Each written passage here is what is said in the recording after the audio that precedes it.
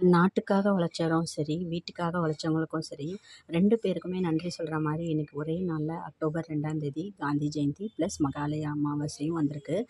அமாவாசையிலேயே ரொம்ப சிறப்பு வாய்ந்தது மகாலய அமாவாசை. ஸோ, அதனால எல்லா அமாவாசையும் கும்பிடாட்டி கூட இந்த ஒரு அமாவாசைய வந்து நம்ம வழிபட்டோம் அப்படின்னா, நம்ம முன்னோர்களோட ஆசி கிடைக்கும்.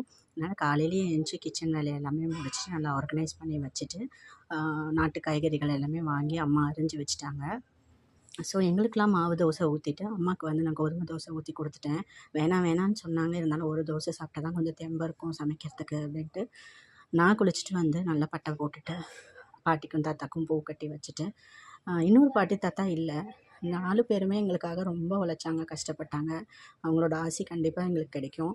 ஸோ, நான் கோதுமை தோசை, மாவு தோசை 2மே கலந்து, அந்த பொடியோட, சட்னியோட சாப்பிடும்போது ரொம்ப டேஸ்ட்டா இருக்கும். அத முடிச்சுட்டு பாப்பா வந்து ட்ராயிங் பண்ணிகிட்டே இருந்தா.